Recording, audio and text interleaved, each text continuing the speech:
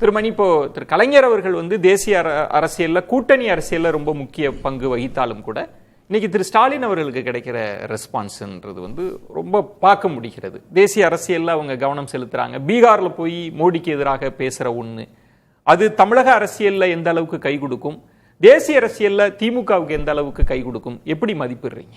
ஆமாம், இப்போ அவர் 21 பதவிக்கு வந்ததுலேருந்தே தேசிய அளவில் தன்னுடைய அந்த ஆளுமையை விஸ்தரித்து கொள்வதற்கான அந்த முயற்சிகள் ரொம்ப திட்டமிட்டு தான் எடுக்கப்பட்டது, கான்ஷியஸாக எடுக்கப்பட்டது தான்.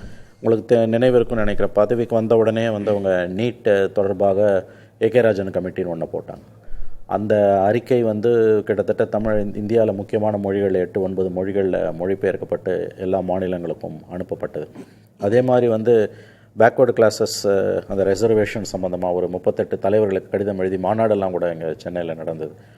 அதன் பிறகு நீங்கள் பார்த்தீங்கன்னா இப்போ டீலிமிட்டேஷனை அவர் கையில் எடுத்தது. இப்போ மற்றவங்களை எடுக்கிறதுக்கு முன்னாலேயே தொகுதி மறுவரை மாநில உரிமையில் நான் முன்னால் இருக்கான்னு காமிக்கிறது. 4 மாநில முதலமைச்சர், இன்ஃபேக்ட் ஒடிசா சிஎம்முக்கெல்லாம் கூட அழைப்பு கொடுத்துருந்தாங்க. அது ஒன்று. இந்தியா கூட்டணியோட ஆரம்ப கட்டங்களில் அவர் முக்கியமான ஒரு பங்கு வகித்திருக்கிறார். இப்போ பீகார் ராகுல் காந்தி அழைத்து தான் அவர் போயிருக்கார். ஆக்சுவலாக அவர் இன்வைட் பண்ணியிருந்தார்.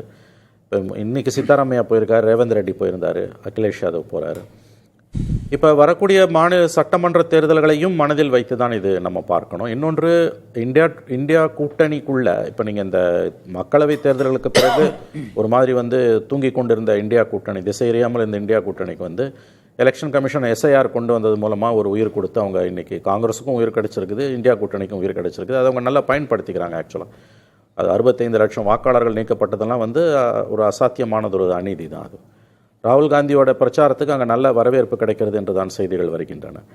ஸோ அந்த இடத்துல இந்தியா கூட்டணிக்குள்ள தன்னுடைய அந்த பொசிஷனை இன்னமும் அவர் ஸ்ட்ராங் பண்ணிக்கிறார். இப்போ நீங்கள் பார்த்தீங்கன்னா குடியரசு துணைத் தலைவர் வேட்பாளரில் மயில்சாமி அண்ணாதுரை பெயர் முன்மொழியப்பட்ட பொழுது திரிணாமுல் காங்கிரஸ் அதை ஒப்புக்கொள்ளவில்லை. அதன் பிறகு தான் சுதர்ஷன் ரெட்டி வர்றார் உங்களுக்கு. ஸோ ராகுல் காந்திக்கு ரொம்ப நெருக்கமானவராக இந்தியா கூட்டணிக்குள்ள கிட்டத்தட்ட அடுத்த இடத்தை பிடிப்பதற்கான ஒரு முயற்சின்னு கூட நம்ம இதை சொல்லலாம். அடுத்த இடம் அல்லது முக்கியமான ஒரு இடம், அதை நம்ம பார்க்கணும். இன்னொன்று, இந்த தேர்தல்கள் கணக்கும் இதில் இருக்குது. ஏன்னு கேட்டிங்கன்னா தமிழகத்தில் ஆன்டி பிஜேபின்றது மிக அதிகமாக இருக்கக்கூடிய ஒரு மாநிலம். தேசிய அளவில் தமிழ்நாடு அளவுக்கு கேரளாவை கூட நீங்கள் சொல்ல முடியாது. இப்போவும் இருக்குது. அதனால் 3 தேர்தல்களில் வெற்றி பெற்றது என்பது இந்த ஆன்டி மோடி ஆன்டி பிஜேபி சென்டிமெண்ட்டை ஸ்டாலின் நன்றாக பயன்படுத்திக் கொள்கிறார். ஒரு வலுவான கூட்டணியை அவர் அமைக்கிறார். அது தனிப்பட்ட முறையில் திமுகவுக்கு ஸ்டாலினுக்கான வெற்றி என்று சொல்வது என்னை பொறுத்தவரையில் ஏற்புடையதல்ல. அது இங்கே இருக்கக்கூடிய களச்சூழல் அப்படி இருக்கிறது. அவர்கள் அதை நன்றாக பயன்படுத்திக் கொள்கிறார்கள். தவறு ஒன்றும் கிடையாது. இப்போ வரக்கூடிய மக்கள் அசம்பிளி எலெக்ஷன்ஸ்னு 8 மாதத்தில் வரக்கூடிய அசம்பிளி எலெக்ஷன்ஸில் தெளிவாக ஆன்டி மோடி ஸ்டாண்டை ஆன்டி பிஜேபி ஸ்டாண்டை இன்னமும் அவர் அதில் ரொம்ப உறுதியாக இருக்கார். அதை வலியுறுத்துகிறார். அந்த ஒரு பர்செப்ஷனில் ஜெயிக்கணும் நீங்கள். அது ஒன்று. கடைசியாக லாஸ்ட்டு அண்ட் லீஸ்ட்டுன்னு கூட சொல்லலாம், இந்த விஜய் காங்கிரஸ் விஜயோட போயிடும். அது ஆக்சுவலாக அதுக்கு நடக்க வாய்ப்பே கிடையாது. அதுக்கு அவங்க அந்த அலையன்ஸ் காங்கிரஸ் டிஎம்கே அலையன்ஸ் 26ல் கண்டிப்பாக கண்டினியூ ஆகும். அதில் மாற்று கருத்து. ஒரு பேரத்திற்காக கூட அப்படி பேச்சுவார்த்தை, அந்த பேச்சு வரதை கூட அவர்கள் விரும்பவில்லை. அது முளையிலேயே கிள்ளி எறிய விரும்புகிறார்கள். அது ஒரு கடைசி ப்ரியாரிட்டியில் அது கடைசி. ஸோ அதையும் மனதில் வைத்து தான் அவர் போயிருக்கிறார். எப்படியும் அது இது அவரை பொறுத்த வரைக்கும் அவருடைய அரசியல் ஆளுமை என்பதில் இது ரொம்ப ஒரு முக்கியமான ஒரு விஷயம் தான். ஏன்னா அவங்க பிஜேபி செய்கிற விஷம பிரச்சாரம் இப்போ எடுப்படலை. ஏன்னா அவங்க பச்சை பொய்யே சொல்கிறாங்க. அதாவது தமிழ்நாட்டில் பிகாரிகள் தாக்கப்பட்ட பொழுது ஸ்டாலின் வேடிக்கை பார்த்தேன். ஆக்சுவலாக அது அதர்வே ரவுண்ட். இங்கே அந்த மாதிரி ஒரு தாக்குதல் நடந்தபோது உங்களுக்கு தெரியும், அப்போ Tejashwi Yadav deputy CM Nitish Kumar government இருக்கும்பொழுது இதை சொல்கிறது அப்போ உடன் இருந்த பிரசாந்த் கிஷோர் இதை சொல்ற பிஜேபி இந்த தவறான வீடியோவை போட்டு அன்னைக்கு அந்த பிரச்சாரம் பண்ணது ஒரு பிஜேபிக்காரர், பீகாரில் இருக்கக்கூடிய ஒரு பிஜேபிக்காரர். அவர் கைது செய்யப்பட்டு தமிழக காவல்துறையால் நம்ம மதுரை சிறையில் கிட்டத்தட்ட 7-8 மாதங்கள் இருந்தார், குண்டாஸில் இருந்தார். ஸோ இந்த மாதிரி எந்த பொய் பிரச்சாரங்களுமே அங்கே எடுப்படவில்லை. இன்றைக்கி அவர் அதே மாதிரி அங்கே போய் அன்றைக்கி காலையில் எல்முருகன் என்ன சொன்னார், அவர் ஆங்கிலத்தில் பேசுவார், அடிமை மொழியில் பேசுவார், எதில் பேசுவார்னா ஒரு அழகாக தமிழில் பேசி அதை மொழிபெயர்க்கும் செஞ்சுட்டாங்க. கிறிஸ்பாக இருந்தது. சரி, அந்த பிளாட்ஃபார்மாக அவர் நல்லா யூஸ் பண்ணிக்கிறார். நீங்கள் சொல்லுவது அந்த பாஜக எதிர்ப்பை தேசிய அளவில் நம்ம ராகுலுக்கு அடுத்த இடத்த பொசிஷன் பண்ணணும். வரக்கூடிய சட்டமன்ற தேர்தல்கள்லையும் ஆம்பிகுட்டிக்கு எந்த குழப்பத்துக்கும் இடம் இருக்கக்கூடாது. 18% இருக்கக்கூடிய சிறுபான்மையினர் வாக்குகள், அதை தாண்டி anti Modi anti BJP oats கணிசமான அளவு இந்துக்கள் மத்தியிலும் இருக்குது. அதனால தான் இங்கே பிஜேபி திரும்ப தோற்கடிக்கப்படுது. அது அப்படியே ஆன்டி இன்கம்பன்சி இருக்கு இல்லையா, இந்த அரசுக்கு எதிரான ஆன்டி இன்கம்பன்சி கடுமையாகவே இருக்கிறது. 5 ஆண்டுகள் பொறுத்து எந்த கவர்மெண்ட் மக்கள்கிட்ட போனாலும் ஆன்டி இன்கம்பன்சி இருக்கும். அது உங்களுக்கு ஆன்டி மோடியால் அது இன்னைக்கு அது டைல்யூட் ஆகிட்டு இருக்குது. அது அப்படியே அதை தக்க வைக்கணும். நீங்கள் 19, 24 கிடைச்ச வெற்றி 26 கிடைக்கணும்னு எதிர்பார்க்காதீங்க, அதுக்கு வாய்ப்பே இல்லை. 21 தான் அளவுகோல். 19க்கும் 24க்கும் நடுப்புற 19ல் ஸ்வீப் பண்ணாங்க, 24லையும் ஸ்வீப், ஒரு சீட்டு தான் டிஃபரன்ஸ், ஆல்மோஸ்ட் 100%. ஆனால் நீங்கள் 21ல் பார்த்தீங்கன்னா 75 சீட் அடிக்கிறாங்க அவங்க அலையன்ஸ். என்னை பொறுத்த வரைக்கும் அதுதான் அளவுகள். 13 பார்லிமெண்ட் சீட்டுக்கு. ஆனால் 24ல் இப்போ திரு ரவீந்திரன் துரைசாமி அவர்கள் சொல்வது வந்து இப்போ திரு இபிஎஸ் அவர்கள் எப்படி பிரச்சாரத்தை கொண்டு போனாங்கன்னா கிட்டத்தட்ட அது ஒரு சட்டமன்ற தேர்தல் மாதிரி தான் அதிமுகவோட பிரச்சாரம் இருந்தது. திரு ஸ்டாலின் அவர்களும் தன்னை முன்னிலைப்படுத்தி தான் இருந்தாங்க. கிட்டத்தட்ட 24ஐயும் நீங்க ப்ரோ ஸ்டாலின் அப்படின்னு பார்க்கணும். இல்ல, ரொம்ப தவறான பார்வை நான் நினைக்கிறேன். ஏன்னு கேட்டீங்கன்னா வந்து 26க்கான அளவுகோல் வந்து 21 தான், 19, 24 கிடையாது. தமிழ்நாட்டு மக்கள் அதில் வந்து நாடாளுமன்ற தேர்தலில் ஒரு மாதிரியும் மக்களும் சட்டமன்ற தேர்தலில் ஒரு மாதிரியும் வாக்களிப்பது என்பது காலந்தோறும் இருக்கக்கூடியதான். மக்கள் அவ்வளோ ஒன்றும் விவரம் அறியாதவர்கள் கிடையாது. எந்த கவர்மெண்ட்டுமே 5 ஆண்டுகள் பொறுத்து மக்களிடம் போகும்பொழுது அதிருப்தி மிக கடினமாகத்தான் இருக்கும். ஆகவே வந்து நீங்கள் அந்த 19, 24 வச்சு அதை பார்க்க முடியாது. 21 தான் 26க்கான அளவுகோலாக இருக்கும். அவரை பொறுத்த வரைக்கும், ஸ்டாலினை பொறுத்த வரைக்கும் எந்த விதமான ஒரு சின்ன சலனமும் இல்லாமல் இந்த அலையன்ஸை கட்டி காப்பாற்றணும்னு நினைக்கிறாரு. அந்த அளவில் அது சாதனை. அதை நான் சொல்றேன். ஸ்டாலின் வெர்சஸ் அதர்ஸ் தான் இன்னும் களம் இருக்கா? இல்லைங்க, எனக்கு அந்த தனி மனிதர்களை முன்னிறுத்தி பேசுறதுலேயே உடன்பாடு இல்லைங்க. இப்போ மோடி வாசஸ் அதர்ஸ்ன்றதும் கூட வந்து அது ஒரு சித்தாந்தம். அந்த மாதிரி இங்கே இருக்கக்கூடியது வந்து ஆன்டி மோடின்னு சென்டிமெண்ட், இங்கே இருக்கக்கூடிய வளர்ச்சி குறியீடுகள் அப்படி தான் பார்க்கணும். மக்கள் ஒரு தனி மனிதர்களை பார்க்க மாட்டாங்களா? இல்லை, நான் இது அதிபர் ஆட்சி முறை அல்ல, அப்படி பேசுவதே தவறுன்னு நான் நினைக்கிறேன். மக்களை இழிவுபடுத்துறது. யாருமே நிரந்தரம் கிடையாது, எதுவுமே நிரந்தரம் கிடையாது. No one is indispensable, nothing is inevitable. அதனால் அத்தகைய பார்வை என்னை பொறுத்தவரையில் தவறு.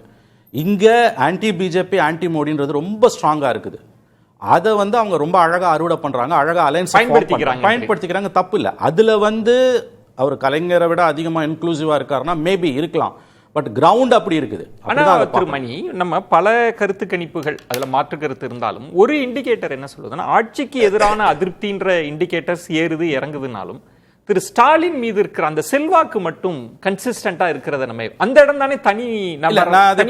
செல்வாக்குன்றத நான் வேற விதமா பார்க்குறேன். அவர் மீது ஒரு பெரிய கோபமோ அதிருப்தியோ இது வரைக்கும் வரலன்றதை நான் ஒப்புக்கொள்கிறேன். இப்போ நீங்கள் வந்து இப்போ 91, 96 ஜெயலலிதா ஆட்சியோட கடைசி கட்டங்களில் 95ல் கலைஞர் 2006, 11, 2010 அந்த பெனல்டிமேட் இயர்னு சொல்லக்கூடியதில் இருந்த ஒரு ஆட்சியாளர்கள் மீது, முதலமைச்சர் மீது இருந்த அந்த கோபம், அதிருப்தி ஸ்டாலின் மீது தனிப்பட்ட முறையில் இல்லை, அதை நான் ஒப்புக்கொள்கிறேன். பட் ஆட்சியாளர்கள் மேலே இருக்குது, அமைச்சர்கள் மேலே இருக்குது, கட்சிக்கார மேலே இருக்குது. அதை மறுக்க முடியாதுன்றது என்னுடைய பாயிண்ட்.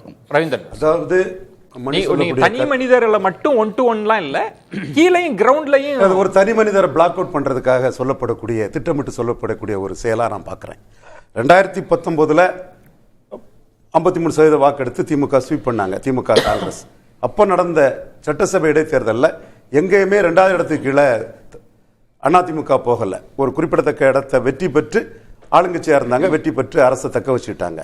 இன்னைக்கு நடந்த மக்களவை தேர்தலில் அன்னைக்கு ஒரு 3% கூட இல்லாத நாம் தமிழருக்கு கீழே, ஜெயலலிதா உயிரோடு இருக்கும்போது நோட்டாவுக்கு கீழே போன நாம் தமிழருக்கு கீழே விளவங்கோடு சட்டமன்ற தொகுதியில் 4வது இடத்துக்கு அதிமுக போயிருக்குது. 2வது இடத்துக்கு கீழே போகல. 2019 மக்களவை தேர்தல் டைம்ல இப்போ 4வது இடத்துக்கு போயிருக்குது. அன்னைக்கு ஜெயலலிதா உயிரோடு இருக்கும்போது நோட்டாவுக்கு கீழே தான் நாம் தமிழர் இருந்தது. அப்போ தத்துவம் ஜெயித்திருக்குன்னு சொல்லுங்க, அல்லது தனி மனித லீடர்ஷிப் ஜெயித்திருக்குன்னு சொல்லுங்க. ரெண்டுல ஏதாவது ஒன்று, you cannot have the cake and eat it. ரெண்டுல ஒன்னா நீங்க ஒத்து தான் தீரணும். மக்களவை தேர்தலாம் சீமானுக்கும் பிரைம் மினிஸ்டர் கேண்டிடேட் கிடையாது. 8% நெல்லையில் எடுத்திருக்கிறாரு. அதே அதிமுக, தேமுதிக, முபாரக்கு, புதிய தமிழகம் இவங்களோட சேர்ந்து 8% தான் எடுத்திருக்காங்க. இதே நிலைமை தான் ராமநாதபுரம், தேனி. ஆனா இதே அதிமுக பாமக கூட்டணி இல்லாமலே சேலத்துல பெரிய வெற்றியை பெற்றிருக்காங்க. வெற்றி பெறல, பெரிய அளவு வாக்கு சதவீதத்தை பெற்றிருக்காங்க. விழுப்புரம், சிதம்பரத்தில் 35-36% வாக்கு பெற்றிருக்காங்க. கள்ளக்குறிச்சி, நாமக்கல், தருமபுரி. இங்க திராவிட முன்னேற்ற கழக தலைவர் மு.க. ஸ்டாலினை விட இண்டிவிஜுவலா அதிமுக தலைவர் இந்த 36 தொகுதிக்குள்ளையும் எடப்பாடி பழனிசாமி மிகப்பெரிய தலைவர். யார் பெரிய தலைவர்னா இந்த 36 தொகுதிக்குள்ளையும் வந்து எடப்பாடி பழனிசாமி தான். ஆனா சீமான் கிட்ட அவர் திணறி இருக்கிறார். இன்னும் சீமான் 2024 புரட்சி தமிழர் எடப்பாடி பழனிசாமி வந்து காங்கிரசும் பாஜகவுக்கு நாட்டுக்கு தேவையில்லைன்னு சொன்ன அதே நிலைப்பாட்டில் சீமான் இருக்கிறார். அதே நிலைப்பாட்டில் நிற்கிறாரு. நீங்க சொல்வது வந்து அத ஒரு தனி மனிதரை ஓரம் கட்டுறதுக்கும் பிளாக் அவுட் பண்ணதுக்கும் திட்டமிட்டு தனி மனிதர் துதி கூடாதுன்னு சொல்றது இருக்க கூடாதுன்னு நான் சொல்றேன். இல்ல தனி மனிதர் நீங்க துதி சொல்வது கூடாதுன்றத வந்து நான் ஏத்துக்கிறேன். இல்ல ஒரு தனி மனிதரோட வெற்றியை மறைக்கிறதுக்கு அதை சொல்றது அறிவு நாணயமற்ற செயலாக இல்ல இல்ல இல்ல. இப்ப திரு மணி அவர்கள் என்ன சொன்னாங்கன்னா, ஒரு தனி மனிதர்களின் மீது தேர்தல் முடிவுகள் அப்படி நிக்கிதா, ஒரு மனிதர் தாங்குறா. இப்ப நமக்கு இல்ல ரவீந்திரன் ஒரே சொல்லலையே. இப்ப ஜெயலலிதா அவர்கள் தோக்குறாங்க, பெரிய பெரிய தலைவர்கள் எல்லாம் தோக்குறாங்க, எல்லாருமே தோத்துருக்காங்கல்ல. அப்போ ஒருத்தரோட ஸ்டேச்சர் மட்டுமே ஒரு தேர்தல் முடிவை தீர்மானிக்குமா? காமராஜுக்கு ஸ்டேச்சர் அப்படி இருந்தது. 1-1 ராஜாஜி கொண்டு வந்ததுனால தான், அண்ணா கொண்டு வந்ததுனால தான் 27, 10, கம்யூனிஸ்ட் 6, நாம் தமிழர் 1, சோசியலிஸ்ட் 3, டிப்ரஸ்ட் காஸ்ட் லீக் 1.25, முஸ்லீம் லீக், பார்வர்ட் பிளாக் 1.3 எல்லாம் சேர்ந்து 46க்கு மேல அவங்க அர்த்தமெட்டிக் போனனால தான் இந்தி போராட்டம், மாணவர் உணவு பற்றாக்குறை, எம்ஜிஆர் துப்பாக்கி எல்லாமே வந்து 40% வாக்கு தோத்தாங்க. நான் என்ன சொல்றேன்னா, அந்த உயரத்தில் இன்னைக்கு ஸ்டாலின் இருக்கிறார் கூட்டணி பலத்தில். அந்த இடம் இருக்கத்தான் செய்தா. தமிழக 2019 இருந்து பாக்குறப்ப ஒவ்வொன்றாக அவர் தேசிய அரசியலும் தனக்கான முக்கியத்துவம், மாநில அரசியலும் முக்கியத்துவம், பாஜக எதிர்ப்புன்னு அந்த ஸ்டேச்சர்ன்றது அந்த அணிக்கே பெரிய பலமா இருக்கா? இல்ல தனி மனிதர்களோட பங்களிப்பை குறைச்சு மதிப்பிடலங்க. பட் ஒட்டுமொத்த ரிசல்ட் கொண்டு போய் அங்க வைக்காதீங்க. அதுதான் ஆக்சுவலா அறிவு நாணயமற்ற செயல். இல்ல நான் வைக்கல மணி. இல்ல ஒரு நிமிஷம்.